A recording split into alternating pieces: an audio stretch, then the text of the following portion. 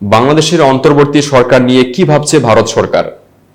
সতর্কতা গ্রহণ ও পর্যবেক্ষণ ছাড়া বাংলাদেশ নিয়ে ভারত এখনো কোনো মন্তব্য করতে রাজি নয়। অন্তর্বর্তীকালীন সরকারের প্রধান হিসেবে ডক্টর মোহাম্মদ ইউনূসের দায়িত্ব গ্রহণ, উপদেষ্টা মণ্ডলী গঠন ও নতুন ব্যবস্থার প্রতি জনসাধারণের সমর্থন কতটা সদর্থক ও ইতিবাচক হয়, ভারতের প্রাথমিক নজর এখন সেদিকেই। ভারত সতর্ক বলেই সেখানকার দূতাবাসের 2 শতাধিক কর্মীকে দেশে ফেরত আনা হয়েছে। ভিসা আবেদন গ্রহণের কেন্দ্রগুলো আপাতত বন্ধ রাখা হয়েছে। ভারতের প্রাথমিক চিন্তা ভারত বিরোধিতার বহর নিয়ে। আন্দোলনের মাঝপথে যেভাবে ভারত বিরোধী স্লোগান শোনা গেছে, তাতে দিল্লির সাউথ ব্লক গভীরভাবে উদ্বিগ্ন। দেশের বিভিন্ন জেলায় হিন্দুদের ঘরবাড়ি, মন্দির আক্রান্ত হয়েছে, হিন্দু ব্যবসায়ীদের দোকানপাট লুট হয়েছে। এ নিয়েও ভারত দুশ্চিন্তাগ্রস্ত।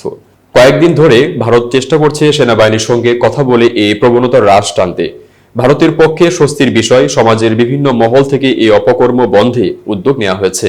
আনুষ্ঠানিকভাবে কোনো মন্তব্য করা না হলেও মোদী সরকারের ওয়াকিবহাল মহলে ধারণা, ভারতীয় সংস্কৃতি কেন্দ্র সহ কিছু স্থাপনা ও হিন্দুদের উপর হামলার পেছনে জামায়াতের মতো মৌলবাদী শক্তি জড়িত।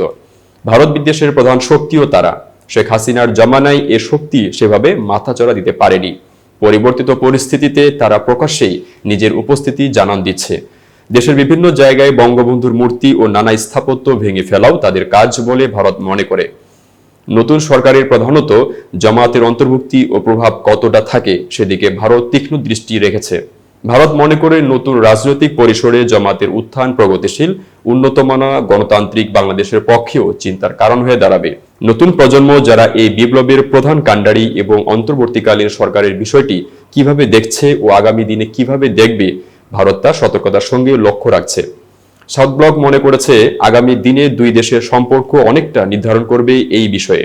এতক্ষণ বার্তা বৈঠকের সাথে থাকার জন্য ধন্যবাদ। নতুন নতুন তথ্য ও সংবাদ পেতে বার্তা বৈঠকের ইউটিউব চ্যানেল ও ফেসবুক পেজের সাথেই থাকুন।